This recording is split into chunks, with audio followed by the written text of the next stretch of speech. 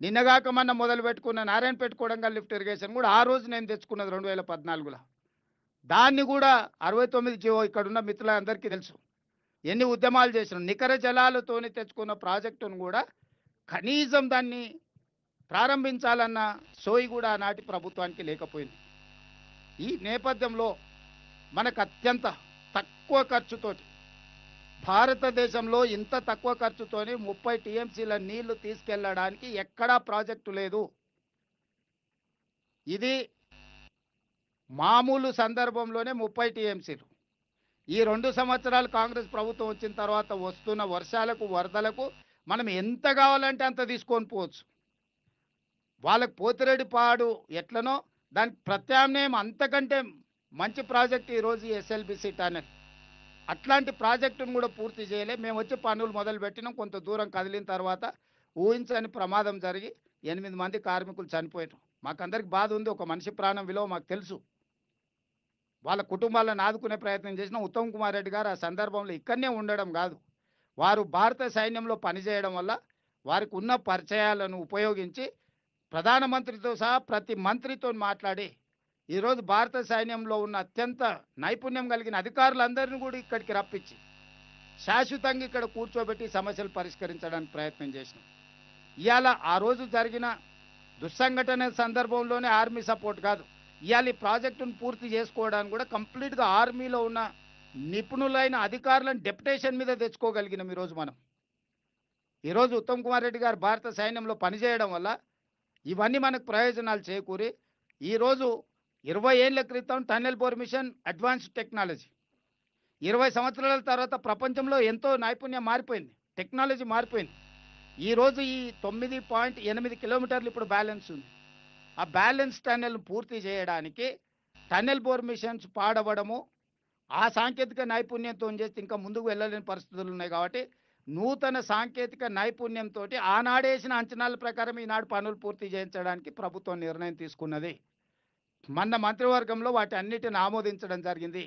దాని మీద కూడా ఆరోపణలు చేయడానికి చిల్లర ప్రయత్నాలు చేస్తున్నారు. దయచేసి హరీష్ రావు గారికి నేను సూచన చేస్తున్నా, చిల్లర మాటలు మానేయండి. మీరు తప్పులకు పాల్పడ్డారు, మీరు అప్పుల పాలు చేసిరు, తెలంగాణలో దోపిడీకి పాల్పడ్డారు. కాబట్టి ప్రజలు తీసి పక్కన కూర్చోబెట్టిండ్రు. ఇప్పుడైనా కనీసం వారు నల్గొండ జిల్లాకు ప్రాతినిధ్యం వహిస్తూ నేను మహబూబ్నగర్ జిల్లాకు ముఖ్యమంత్రిగా నేను, సాగునీటి పారుదల శాఖ మంత్రిగా వారు, కోమటిరెడ్డి గారు ఉండి మా జీవితకాలం తరతరాలుగా మాకు ఉపయోగపడే ప్రాజెక్టును మేము పూర్తి చేయకపోతే ఈ ప్రాంత ప్రజలు మమ్మల్ని క్షమిస్తారా? ఈ ప్రజలకు ఈ ప్రాజెక్టును పూర్తి చేయకపోతే మాకు ఈ అధికారం ఉండి ప్రయోజనం ఏమైనా ఉందా? కాబట్టి వాళ్ళు ఎలాంటి చిల్లరమల్లర మాటలు మాట్లాడిన, ఏం ఆరోపణలు చేసినా నిలబడి ఎదుర్కోదలుచుకున్నాము. ఈ ప్రాజెక్టును పూర్తి చేయదలుచుకున్నాము.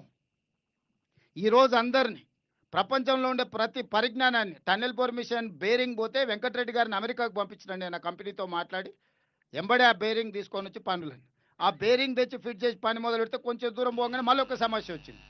ఎందుకంటే ఈ ఎక్విప్మెంట్ అంతా కూడా 20 ఏళ్ల కింద ఇంపోర్ట్ చేసిన ఎక్విప్మెంట్. 20 సంవత్సరాలు ఆగిపోతే మీకు తెలుసు 15 రోజుల కారు మనము పార్కింగ్లో నుంచి బయటికి తీయకపోతే అది బెంచ్ కార్ అయినా BMW కార్ అయినా ఏదో ఒక సమస్య వస్తుంది. ఇప్పుడు 20 కిలోమీటర్ల లోపల ఉన్నాయి మిషన్లు. 20 కిలోమీటర్ల లోపలికి ఆక్సిజన్ తీసుకెళ్లాలన్నా, ఎక్విప్మెంట్ తీసుకెళ్లాలన్నా, లోపల పని చేయాలన్నా ఒక లోపల టన్నెల్ లోపల చేసే పని. కాబట్టి ఇది అత్యంత క్రిటికల్ సిచ్యువేషన్.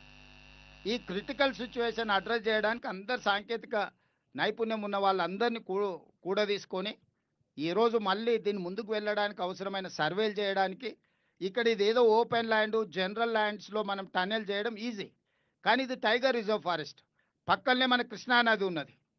ఈ అన్ని నేపథ్యంలో దీన్ని జాగ్రత్తగా ఈ పనుల్ని పూర్తి చేయడానికి ఇవాళ నిర్ణయం తీసుకున్నాం. ఈ పనులలో భాగంగా మా వంశీకృష్ణ గారు కొన్ని విషయాలను దృష్టికి తీసుకొచ్చారు. తప్పకుండా కలెక్టర్ గారు, వంశీ గారు, ఎమ్మెల్యే గారు చెప్పిన అంశాలను పెట్టుకొని మీరు సర్వే చేసి నాకు రిపోర్ట్ ఇవ్వండి. అదేవిధంగా ఈ ప్రాజెక్టు రిలేటెడ్ దాంట్లో మరల తండ, కేశ తండ, నక్కలగండి తండ ఇవన్నీ ముంపుకు గురవుతున్నాయి. వాళ్ళకి నష్టపరిహారంతో పాటు R&R ప్యాకేజీని కూడా తొందరలోనే ఈ సంవత్సరం 31 డిసెంబర్ దాటకంటే ముందే ఈ గిరిజనులకు న్యాయం చేసి వాళ్ళని ఆదుకొని వాళ్ళకి ఎలాంటి నష్టం జరగకుండా వాళ్ళని ఆదుకునే బాధ్యత మాది. ఎందుకంటే దేవరకొండ ఎమ్మెల్యే గారు, అచ్చంపేట ఎమ్మెల్యే గారు ఉన్నారు. వారిద్దరి తండాల